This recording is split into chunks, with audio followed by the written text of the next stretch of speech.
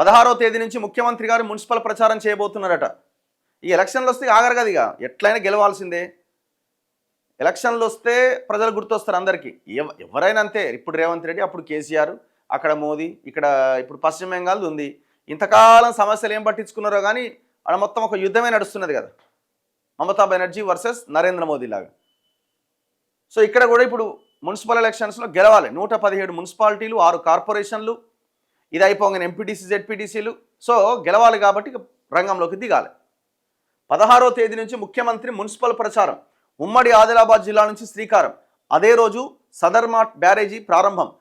ఉమ్మడి జిల్లాల ఇన్ఛార్జ్ మంత్రులకే సభల బాధ్యతలట. ఎవరెవరైతే జిల్లాలకు ఇన్ఛార్జీలుగా మంత్రులు ఉన్నారో వాళ్ళే ఈ మొత్తం సభలకి బాధ్యతలు తీసుకోవాలన్నట. ఇక ఒక్కొక్క జిల్లాలో ఒక్కొక్క సభ పెడతాడు, దంచుతాడు స్పీచ్లుగా. తొండలు, తోళ్ళు అన్నీ ఈ సభలలో ఉంటాయి. ఇక నమస్తే తెలంగాణలో రాసి సారీ ఇది ఆంధ్రజ్యోతిలో రాసిరు చూడండి. ఇగో పరిషత్ ఎన్నికలు కూడా ఫిబ్రవరిలోనే అట. పాలక మండళ్ళు లేక నిలిచిపోయిన 550 కోట్ల కేంద్ర నిధులట. ప్రస్తుత ఆర్థిక సంవత్సరంలోనే ఎన్నికలు జరపాల్సిన పరిస్థితి. ఏది 15th ఫైనాన్స్ కమిషను మార్చ్ 31 లోప కనుక మీరు ఎలక్షన్స్ పెట్టి పాలకవర్గం ఏర్పాటు కాకపోతే అవన్నీ కూడా రివర్స్ వెళ్ళిపోతాయి. 15th ఫైనాన్స్ కమిషన్ ఫండ్స్ ఇప్పుడు సర్పంచ్ ఎలక్షన్లప్పుడు కూడా అదే చెప్పారు కదా, 3000 కోట్లు మార్చి 31 దాకా ఎలక్షన్లు పెట్టకపోతే వెనక్కే పోతాయి, ఇప్పుడు ఎలక్షన్లు పెట్టాల్సిందని పెట్టిరు కదా. సో ఇప్పుడు ఎంపీటీసీది కూడా అదే చెప్తున్నారు.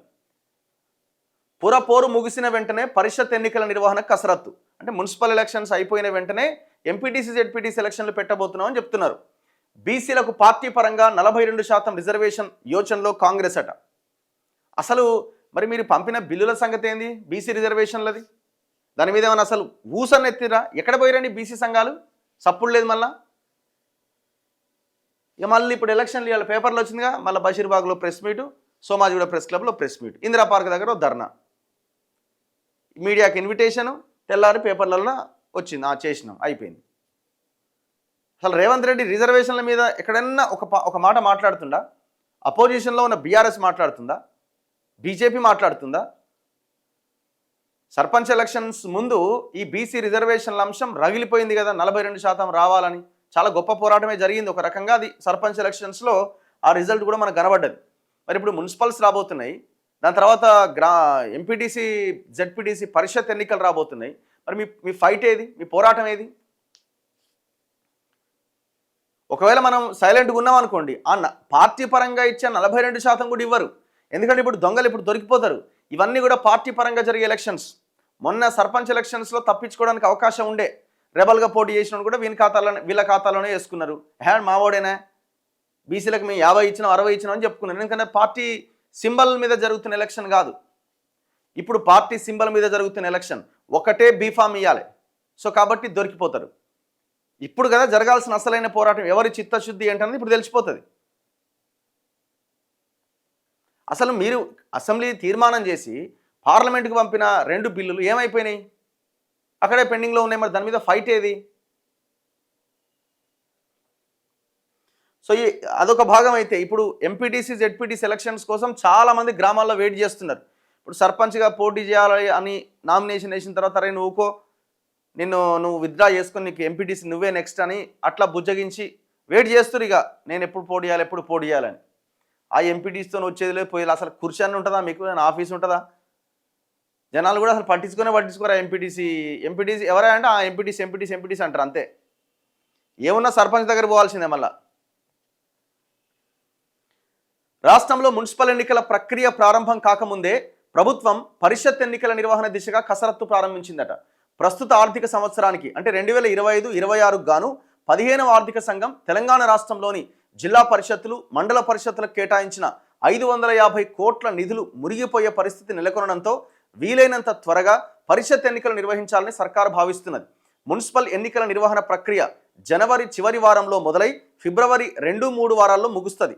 అంటే రిజల్ట్ వచ్చి వాళ్ళంతా పాలకవర్గం ఇదయ్యే లోపుగా.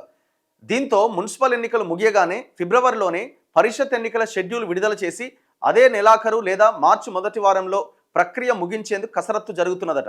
అంటే దీని ప్రకారం ఏంటి, మార్చి 31 లోపు పరిషత్, ఎంపీటీసీ, జెడ్పీటీసీ ఎలక్షన్లకు సంబంధించిన ఎలక్షన్ మొత్తం కంప్లీట్ కావాలన్నది వాళ్ళ ఆలోచన. అది కావాలంటే ఫిబ్రవరి లాస్ట్ వీక్లో నోటిఫికేషన్ రావాలి. వాస్తవానికి పరిషత్తులు, పంచాయతీలు, మున్సిపాలిటీల పాలక మండళ్ల పదవీకాలం ఏడాదిన్నర కిందే ముగిసింది. అయితే స్థానిక సంస్థల ఎన్నికల్లో బీసీలకు 42% రిజర్వేషన్లు అమలు చేయాలన్న ఉద్దేశంతో ప్రభుత్వం ఎన్నికలు వాయిదా వేస్తూ వచ్చింది.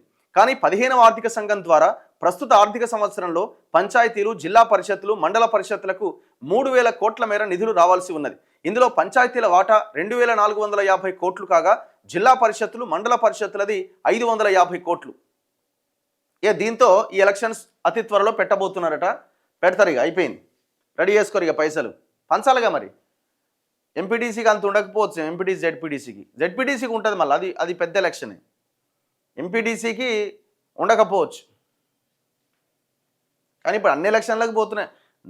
ఏ చిన్న పోస్ట్కి కూడా ఖర్చు పెట్టాల్సిన పరిస్థితి. మీరు ఈడ బార్ కౌన్సిల్ ఎలక్షన్ జరుగుతున్నాయి, అడ్వకేట్లే, అసలు ఓటుకు 5,000 నడుస్తుందట. ఆడ కూడా 5,000 10,000 నడుస్తుందట.